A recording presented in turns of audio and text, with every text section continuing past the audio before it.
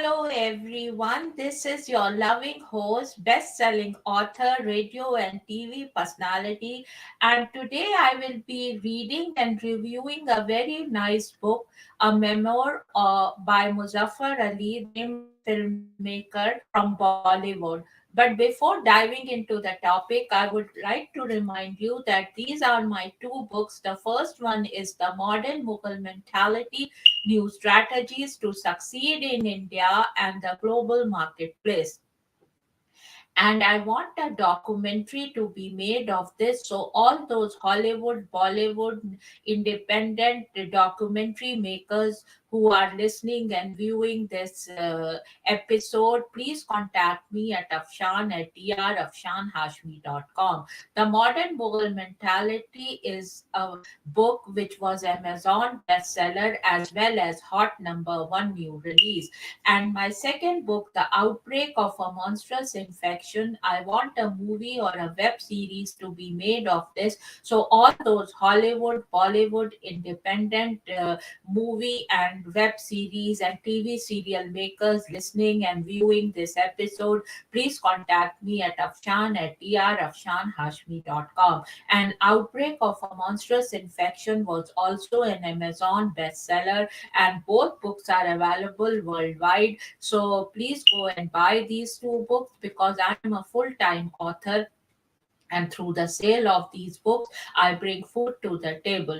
Having said that, friends, for the outbreak of a monstrous infection, for this book Tailflix has given a very very beautiful evaluation, and you can go and they have compared this book to Contagion, Outbreak, and Crazy Rich Asians, blockbuster Hollywood movies. So they say that if a movie or is made of this, then it will be equivalent to that. And you can go and read the Tailflix analysis on my website www.afshanhashmi.com.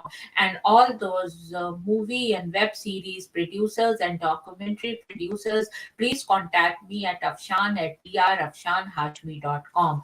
And also, folks, I would request you to please sponsor this doco series, because this doco series is syndicated worldwide to 300 million listeners. Just imagine your product will be promoted to 300 million listeners in a very reasonable price. And for sponsorship you can contact me at Afshan at drafshanhashmi.com. And folks, now I will show you book festival in which Muzaffar Ali participated about this book. And first we will listen that, and then I will tell you who Muzaffar Ali is, and then I will come to this book reading and review.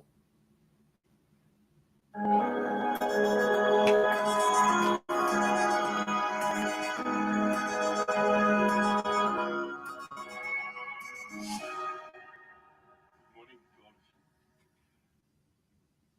It's indeed a very big privilege to be part of your festival celebrating business and books, or the business of books and the business of art. Well, I think this book, Zikr, which I've written, is really taking me through this journey of creativity. And creativity actually is a very subjective term. It's basically how you respond to places, how you respond to people, how you respond to the external stimulus of life that shape you. So I think it was very important for me to sit back and look at how things went into my life and how they came out of me. And that's the whole process of zikr. And obviously,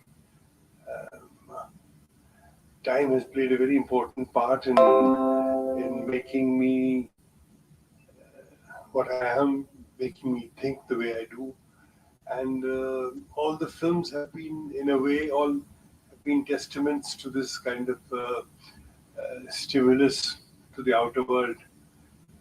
In Zikr, I've tried to go back to history, to a place called Lucknow, and to a person called Raja Sajid Hussain, my father, and how his vision and how his kind of tender outlook towards the world and a very human outlook to the world, in a very indirect manner, shaped me.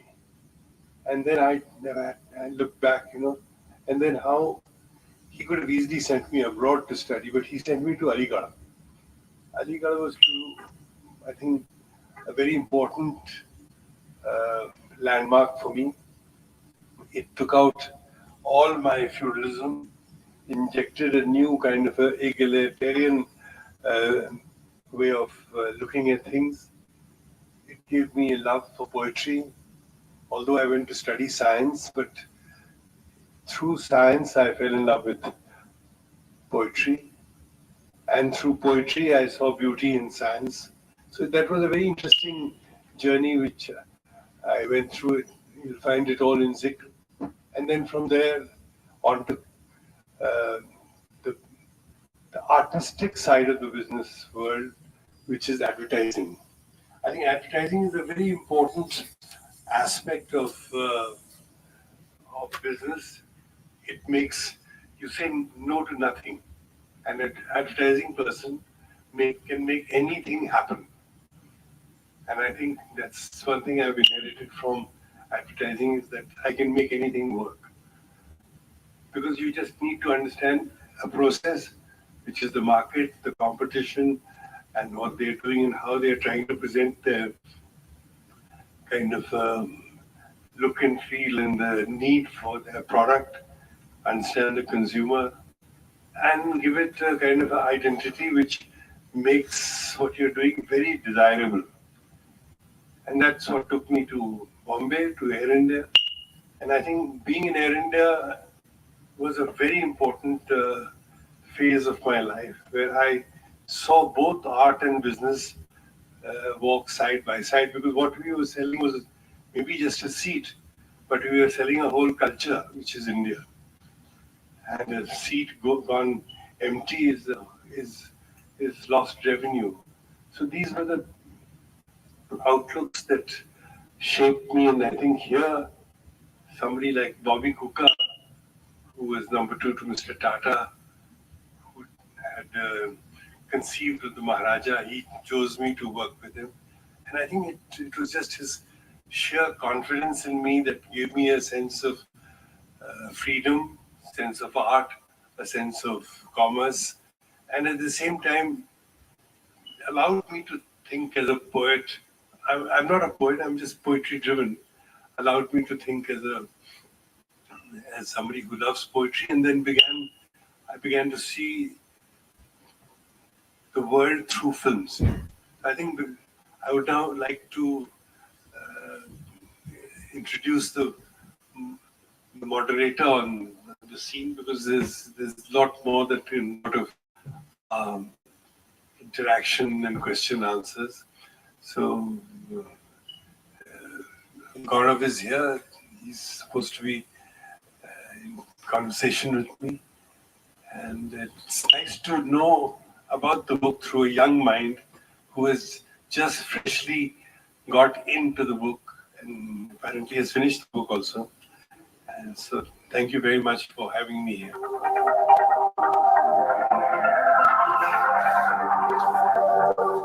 So, folks,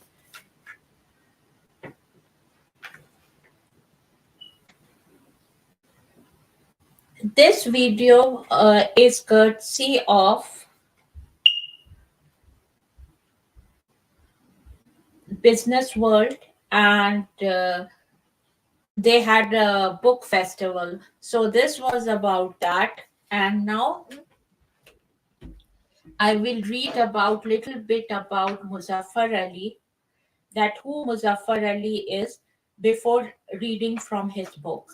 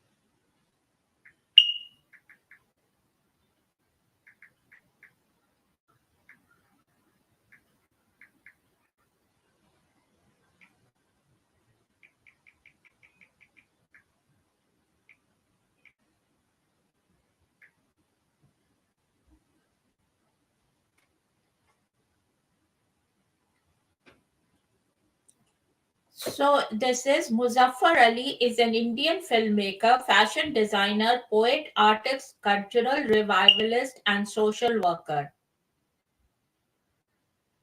Ali was born in Lucknow in 1944, the eldest son of Raja Sayyid Sajid Hussain Ali, the ruling prince of the Principality of Kotwara in Awadh. Muzaffar Ali attended La Martiniere Lucknow and graduated in science from Aligarh Muslim University. And folks, I am also a graduate of Aligarh Muslim University. Ali worked in advertising before turning to film. His first films were Gaman and Umrao Jaan, and he also made and starred in the TV series Jahan Alam. He later became a fashion designer, creating a fashion label with his wife Meera in 1990. Muzaffar Ali is presently married to Meera Ali, a fashion designer with whom he has a daughter, Sama, who is also a fashion designer. He had two previous marriages. The first of which was to the art historian Geeti Sen, with whom he has a son, Murad Ali, a film actor. His second marriage was to the communist politician Sohasni Ali, with whom he has a son, Shad Ali, a film director. So this was little bit about Muzaffar Ali, and now let me go to his book. And this is his book, Muzaffar Ali, an autobiography. And the name of the book is In the Light and Shade of Time, Zikr.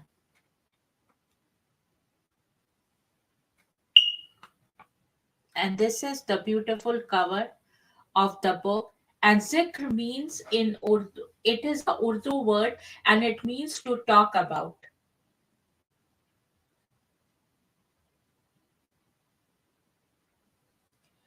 So let me read little bit from chapter first, View from the Window. And here it is. And it says, बस के दुश्वार है हर काम का आस आन होना, आदमी को भी मयसर नहीं इंसान होना. And this is a couplet from Mirza Ghalib, and the English translation is, all things can't always be come easy, thus it is difficult for a man to be human. Now let's read from the book. I write this from my home in Kaisarbagh, Lucknow, my father's home, sitting at the window he once sat at. His photographs look down at me as the days from well before I was born unfold before my eyes. Why should one write an autobiography? I have often wondered about the need for one, yet recent times have made it important to realize the relevance of my time and my outlook. My engagement with my medium, my sensibilities, the changing milieu have slowly moved me to express myself and define my dreams. So this was little bit from first chapter. Now let me go to the second chapter, and it is says a button for freedom. And it says again there is a couplet from Ahmad Faiz and it says हम परवरिश लौ ओ कलम करते रहेंगे जो दिल पे गुजरती है रकम करते रहेंगे. So this is in Urdu and now it is translated into English. I will continue to nurture the pen and the tablet. What my heart goes through, I will keep expressing. I was always interested in stories of Abba Jan's life, and Abba Jan, he is referring to his father, life from where when he was around my age. I could put myself in his position and be the person that he was. Between his photographs, evocative storytelling, and old cars parked in the Kotwara garages was a world of wonder. The 1928 Isota Francini with coach work by Cesar Sala, which one day I sold to bring back to life, stood testimony to this link. I remember distinctly the dial set below the dashboard with a connecting push button in the passenger seat. Pushing the button was like a miracle for me. It would guide the driver on where to go and what to do. The Isota was the first car Abba Jan bought in England.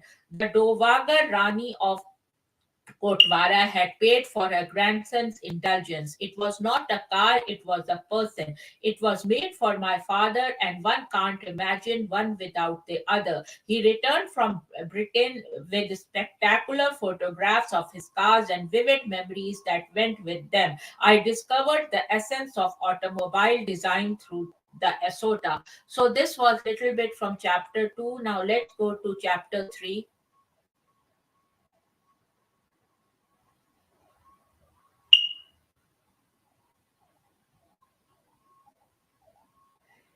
And chapter 3 is New Dawn. And there is again a couplet from Asrarul Haq Majaz, and it says, Ab iske baad subha har aur subha e now majaz hum par hai khatm shame gharibae Lucknow. And the English translation is, beyond this darkness is the morn, a new morn at that. With me, Majaz comes an end to eves of angst and sorrow. We began visiting Nainital in 1948. I was about 4 years old. I have vivid memories of staying at the Metropole Hotel, which belonged to Raja Amir Ahmad Khan of Mahmudabad and was run very efficiently by Parsi Shaporji. We took a whole wing facing the tennis courts. The staff was well appointed, just as the British had left them. The head waiter was a Pandit from Almora who knew all about the mysteries of mountain mythology, and I feel fortunate that I had the opportunity to spend a few summers with him. He was most dramatic and amusing. He taught us how to eat mangoes. They had to be followed by a cup of cold milk. He would then stroke his mustache and burp long and loud. The large ballroom had diamond shaped beveled windows interspersed with life-size mirrors, a magical place in the day. So this was little bit from chapter 3, and now comes chapter 4, which says the Imli tree. Servo संबंधी मौजे नसीमे सहर भी है ए गुल तेरे चमन में कोई चश्मे तार भी है. And it is from Moin Hassan Jasbi, and it says in English, birds and the stately cypress dance in the morning breeze. Oh flower, is there someone in your garden whose eyes moistened at what they say?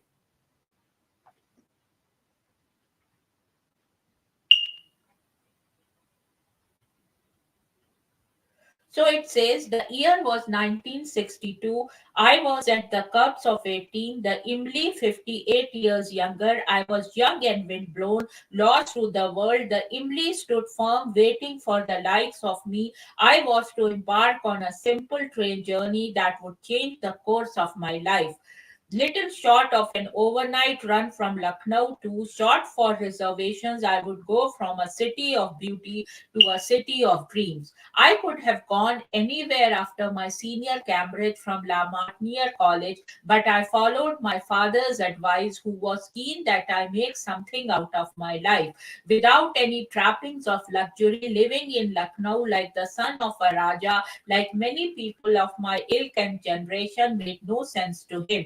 Like any talukdar of that time, his better days were behind him. My journey from now on had to be devoid of any feudal fragrance, and so I stepped into annuity.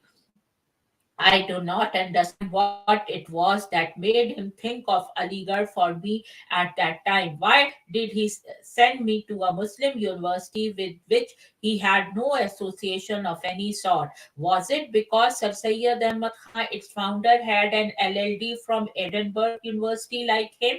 Or was it the character of the effeminate Maulana Hasrat Mohani that fascinated him? Abba Jan spoke of the Maulana with great passion as someone who had arrived in Aligarh with his pandan and so was immediately given the title of Beach Hammo Jan. The Maulana dreamt of Sampur Swaraj, total democracy, and coined the slogan Inqalab Zindabad, which means long live the revolution, in the early 1920s. He was expelled from AMU, then known as the Mohammedan Anglo Oriental College, on three occasions for his criticism of the British government. It almost felt as if I was being sent to Aligarh as the Maulana's ward. Hasrat Mohani saw no contradiction between being a communist and a Muslim, no conflict between being a Maulana and a lover of Sri Krishna. In a growingly divisive country, such character fascinated my father. If Aligarh could create an open minded Hasrat, it could make something out of his son. It was also likely that my mother had some thing to do with the decision. She knew Mumtaz Haider, a regular visitor in the summers to Nainital, where she stayed with my mother's close friend, the Maharani of Jahangirabad at Hallett Castle. Mumtaz Appa's father was the founder of the Women's College in Aligarh University, which impressed her no end. And Mumtaz Appa was friends with my grandfather and my grandmother. She was very close to my grandmother, so I wanted to mention that from my side. I traveled to Aligarh unreserved third class. My father had reminded me that even the Maulana, who was a member of the Indian Constituent Assembly, always traveled third class. When asked why the Maulana had quit because there is no fourth class, he shared a tanga to Parliament in Hasrat Mohani. Abba Jan found the solution to all troubles. Thank God my father did not ask me to share a rickshaw from the station.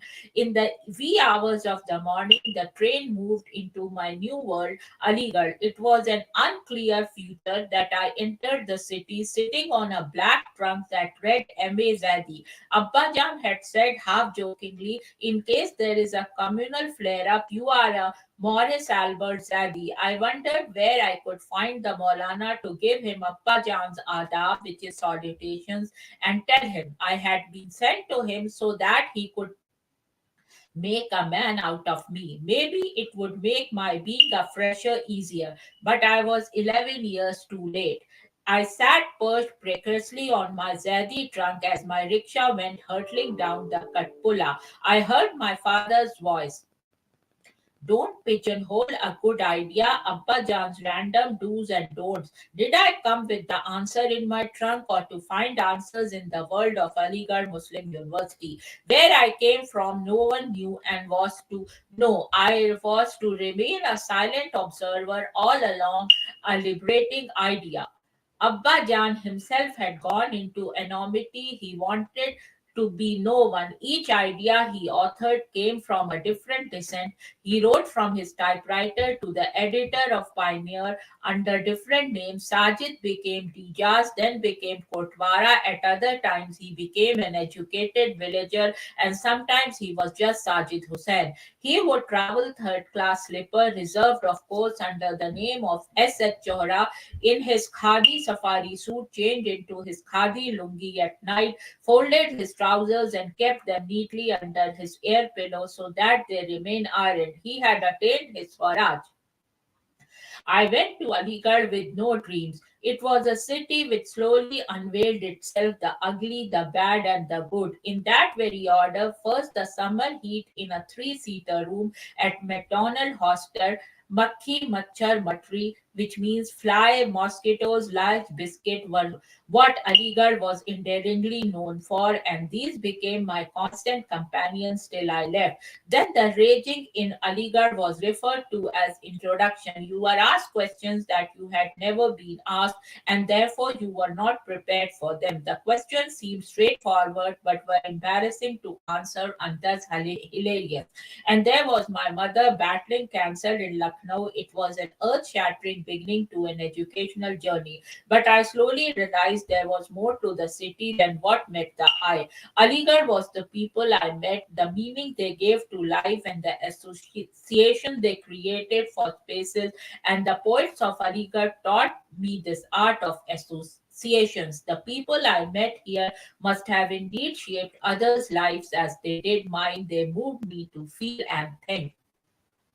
Aligarh opened a vista of a post 1857 era buildings, neo Oriental appearance. The city itself had a similarity with many such cities across India, most of them built by ruling chiefs. All in all, you could feel the presence of a stable Victorian Britain in Aligarh of those days. The university itself was a sprawling complex of colonial Moorish buildings in red bricks with broad white plaster borders defining their shapes.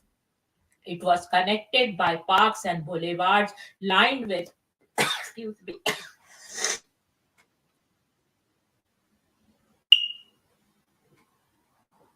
It was connected by parks and boulevards lined with majestic trees of all sorts, which became the landmarks of my everyday bicycle journey through the campus. The university had come up with contributions of some generous patrons and rulers, notable among them being the Maharaja of Patiala and the Nizam of Hyderabad. Designed with a modern Islamic vision, it had the unique feel with elegant and spacious mosques and grand gathering spaces. Inspired by Oxford, the founders, Sir Syed Ahmad Khan, built hostels, cricket pavilions, a riding club, expansive hockey and football fields, an indoor gymnasium, and swimming pools that echoed the same architectural grammar as the historical homes of those who were the builders of this institution, like the Grand Aftab Manzil and the residence of the Nawab of Chatari. Unfortunately, its new architecture post independence in trying to create a modern Islamic idiom was neither here nor there, as eminent painters Satish Gujral would often repeat to me, Hindustan की फिल्में और architecture दोनों हिमाकत का नमूना है. In English, it means Indian film and architecture are both examples of our own stupidity. Ugliness had become to seep in through petty minds given the job to build according to the urgent needs of growth. The first breath of fresh air was the Journal Education Center, which used a new vocabulary of material and form, very much inspired by the stone architecture of Delhi, like the India International Center, coexisting with the Lodi tones in its gardens. Conceived by the visionary Dr. Munis Raza, who later founded the Jawaharlal Nehru University in Delhi, the Journal Education Center was designed by the great architect Joseph Allen Steen. It was completed the year I landed in Aligarh. My family had many friends and relatives in the city. Maris Road was the lifeline of Aligarh, and anyone who was anyone resided here. Dr. Zahur Qasim, the famous marine biologist who led India's first expedition to Antarctica, lived here. His father's brother from Rakswara was married to Abba Jan's elder sister. He was over 6 feet tall and could have walked into any Hollywood studio. He was an athlete and a star, the likes of which Aligarh had never seen, driving around in a red and white Standard Herald, one of the sportier cars of the time. And I'm honored to say here that Zahur Qasim uncle was a very good friend of my father, Professor Abdul Majid Siddiqui. I felt proud staying with him for a few weeks till I got my hostel accommodation sorted. At times, he would drop me to class, but I soon realized it was not a good idea to stand out in the Aligarh milieu. Another home I stayed in for a short period was that of cousin Dr. Mustaja Buddin, who was related to my mother from her Muradabad lineage. He enjoyed playing bridge. Maybe if I had known how to play the game, I would have come to know the who's who of Aligarh, who played regularly at the staff club. Then there was Mahmooda Khala, and again I will say Mahmooda Khala was a very good friend of my grandmother, Ismat Ali, the principal of girls' school, whose home Hamid Manzil was located dead center of Maris Road near the women's college. She was related to me through my nani from her Sheikhpur lineage. Mahmooda Khala's sister was Begum Abda Ahmad, wife of India's former president Fakhruddin Ali Ahmad. Some very attractive young ladies from the girls' school would visit Mahmooda Khala, but unfortunately, I had to leave the room when they came. But the beauty of the mornings in Aligarh had nothing to do with Mahmooda Khala's lovely students. The breeze reminded me of how beautiful Faz had made the early morning feels. Naseem तेरी शबिस्तां से हो के आई है मेरी शहर में महक है तेरे badan ki si. So in English it is, the breeze has come from your garden, my morning has your body's fragrance. I was still oblivious to what the Seher's early mornings and the Nasim's early morning breeze of Aligarh held in their daman folds of the skirts. Later, I was to plan to make a film on the trauma of pre-partition Aligarh, which, like many of my films, would not see the light of the day. I was for this film that was never made that I had Shahryar pen a poem as a dream of someone not knowing their future. मंजर तरह तरह के दामन में भर रहे हैं हम एक नए सफर का समन कर रहे हैं and English it is visions of all sorts I gather in my fold as I prepared to embark on a journey new. I held close to myself Daste Sabah, the hand of peace, all along my stay in a city which was going to teach me how to dream and what to dream. As I sat under the imli tree, I felt the intermingling of arts and life creep into me. My imagination flowered slowly between science and art. My father was keen that I take up science to be relevant to the world and without any resistance. I had taken up geology, botany, and chemistry. My only contribution to this choice was including geology. It fascinated me.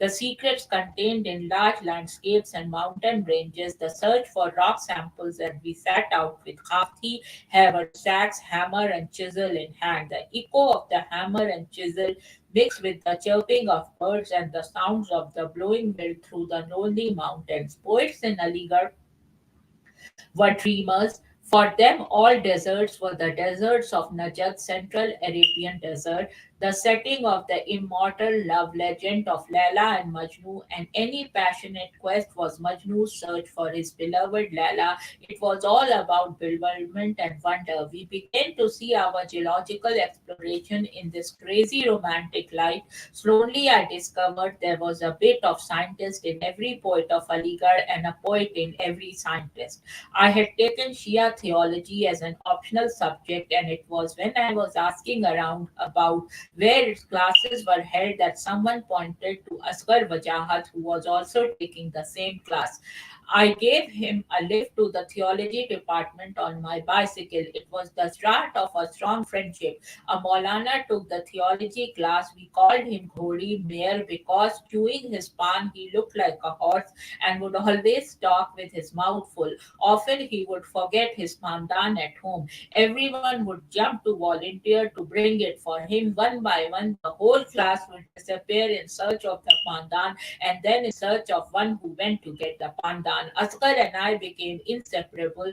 We had lots in common, and he had also taken up geology. The geology class was very hard work, but most disturbing was the expression on Askar's face as we descended the winding road to the base of the mountains, from the steep climbs of Almora hills to the rich Dhanwar with Jaan in the Son River Valley and the sandstone alluvium of Bihar. All the way, Asghar looked as if he would throw up. Still, I enjoyed it. The soundscape thrummed with the poetry that we would recite to each other. राहे वफा में जब कोई संगे गरा मिला कमाल देखा सनम बना लिया सोचा खुदा बना लिया. And it was from a poet Javed Kamal, and in English it says, in the path of faith I confronted the unsurmountable rock, saw and made it a beloved, contemplated and made it God. Besides Shia theology and geology, we had another thing in common, Faz Ahmad Faz. Every day we would discover a new poem by Faz, a new dawn on my creative thought. There are a few poets in each era who gave a new meaning to language, new sense to history, and a new life to metaphors. Fairs was one. He gave the 20th century a global way of seeing humanity. He was born in undivided India, witnessed the largest human holocaust at the time of partition, but still saw the two nations a strong common culture and language divided on communal grounds. He was brought up on leftist anti imperialist ideology, which gave a new meaning to his romantic idealism. So, this was a little bit from chapter 4, and now I would go to chapter Umrao Jaan. And Umrao Jaan is one of my most favorite movie.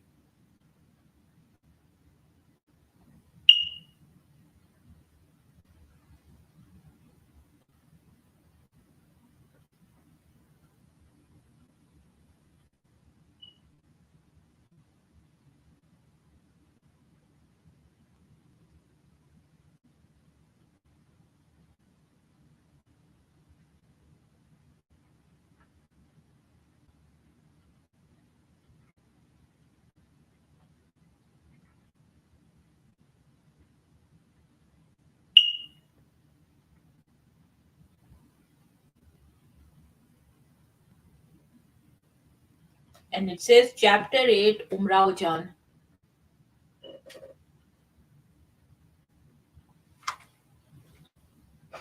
कब मिली थी कहाँ बेचारी थी हमें याद नहीं जिंदगी तुझको बस एक ख्वाब में देखा हमें.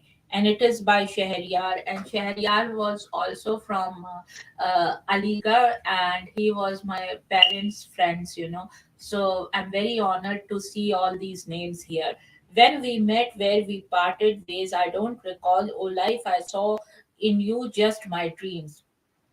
With Gaman, I had cast my lot with the fraternity, but I had yet not given up Air India. The idea of the next step was weighing on my mind. It had to do with Awadh. Of that, I was sure. Subhash K. Jain, a businessman and film financer who had taken the distribution rights of Gaman for S.K. Jains and Sons, was a positive force in my life. He was bold and different. Sadly, he died in a car accident soon after Umrao Jaan was completed.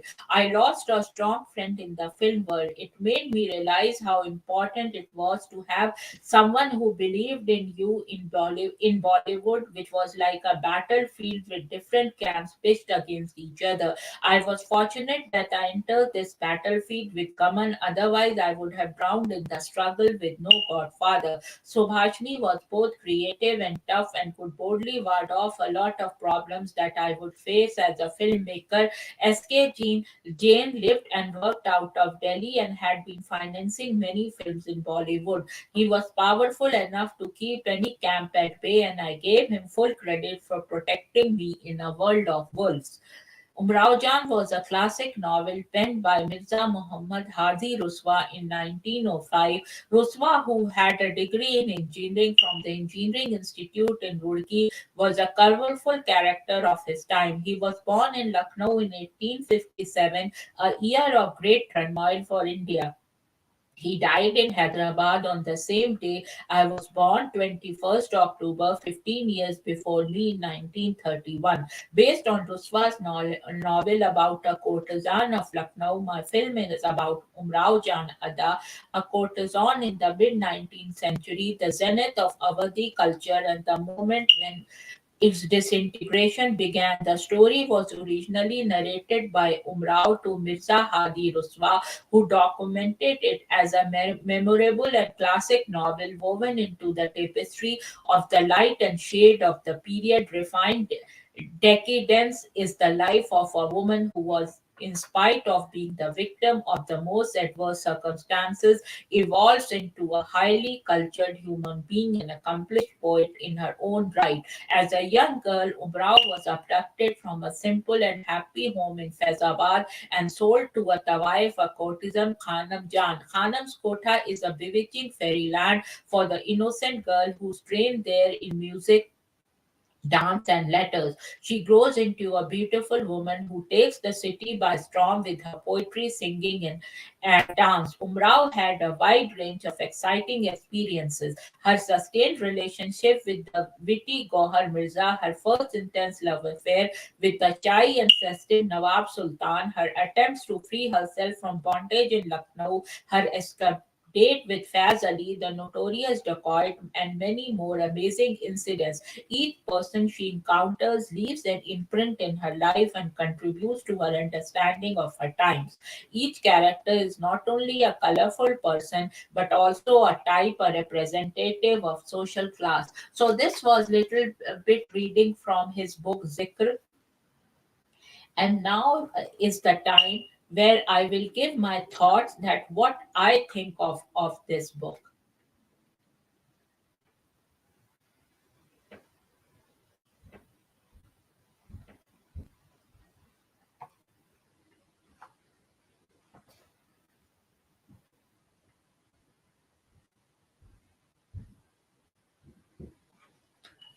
So, folks, you have probably heard his love hate relationship with Mumbai, and these are my thoughts with the Mumbai film industry in the song from Gaman film, which he made in 1978, which says, सीने में जलन आंखों में तूफान सा क्यों है इस शहर में हर शख्स परेशान सा क्यों है. Why is there a burning in the chest, a storm in the eyes? Why is everyone so troubled? The city. You have seen him cutting a sweat in the first few minutes of Umrao Jaan in 1981 as the tragic zamindar who loses his daughter to a poisonous neighbor. You have admired him as an impresario injecting life into memory through his annual World Sufi Music Festival Jahane Khusru, and you have observed the fine attention to detail in the couture he created through the house of Kotwara. And I'm a big fan of Muzaffar Ali, and I have the honor of meeting him many times. So, now in his new memoir, Zikr, The Light and Shade of Time, he describes his life as it was his successes and his failures, his hits and misses, his love and his losses. Zikr accounts how a new aesthetic renaissance was taking place. Finally, one could see good Indian taste emerging after 2 decades of independence. Pupal Jayakar and Kamal Devi Chatropadhyay were giving new meaning to a rap and weft of our culture. Great institutions like Handicrafts and Handlooms Export Corporation of India, Cottage Industries Emporium, and Indian Tourism Development Corporations were coming up. There was a national space being created in the world of tourism and design in Delhi. The new movements like Fab India, started by John Bissell, there were minds such as Mulk Raj, Kushwant Singh, Joseph Allenstein, Ibrahim Al-Qazi, Charles and Ratna Fabry, Ramesh and Raj Thapar, as well as Dr. Munis Raza, founder of Jawaharlal University, who set the tone for an exploration of what the new India would be. Reflecting on his work, Ali says, life moves like the wind. I want to be in a place where I believe in what I am doing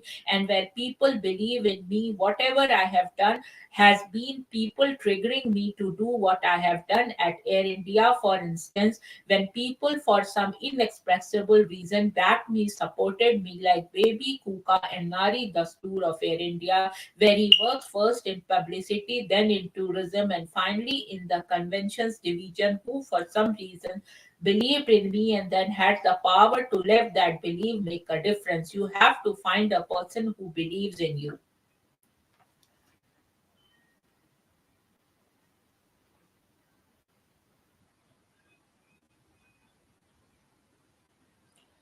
So,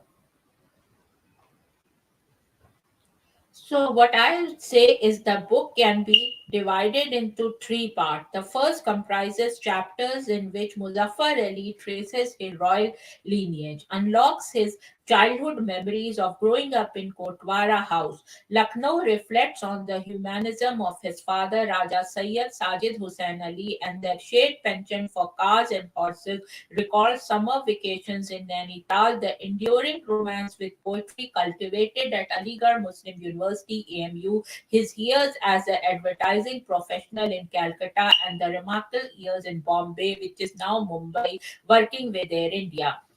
Then he writes about his filmmaking career, reminiscing on the off camera journey of his films and the cherished associations he formed with the cast and crew. Every chapter begins with a verse or couplet of a Urdu luminary such as Mirza Ghalib, Faiz Ahmad Faiz, Israrul Haq Majaz, and many more.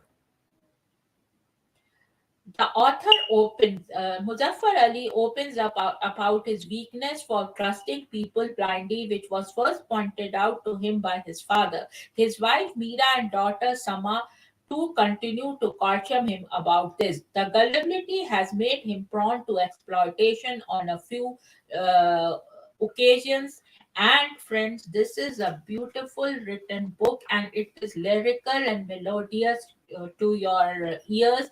And I would give it 5 out of 5 stars. So if you haven't bought this book, go and buy this book and read it. And Muzaffar Ali, man, you have done it again. This is, I just loved it reading, and I'm going to send you my review and would love to hear your comments on my review. And I give it 5 out of 5 stars, and I want to give flying kiss to Muzaffar Ali and keep writing.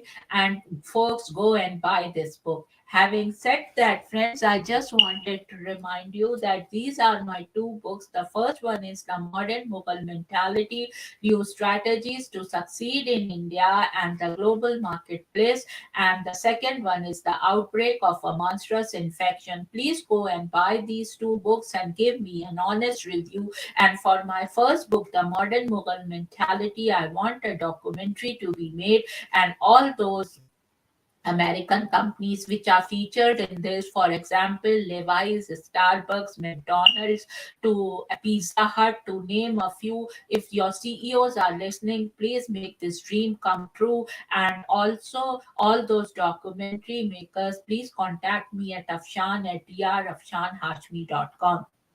For my second book, The Outbreak of a Monstrous Infection, I want a movie or a web series to be made, and Tailflix has given a very good evaluation of this, and you can read that evaluation where they have compared my book to Outbreak, Contagions, and Crazy Rich Asians, which were all blockbuster movies. So they say if this is made, if this is made into a movie or web series, it will be comparable to that, and you can read that. There is a separate page on my website www.afshanhashmi.com, and you can go and read that. Having said that, friends, I wanted to remind you that please sponsor this doco series, because this doco series is syndicated worldwide to 300 million listeners, and I need sponsorships to continue to giving these programs, because these kind of programs, to produce it, requires lot of energy and money.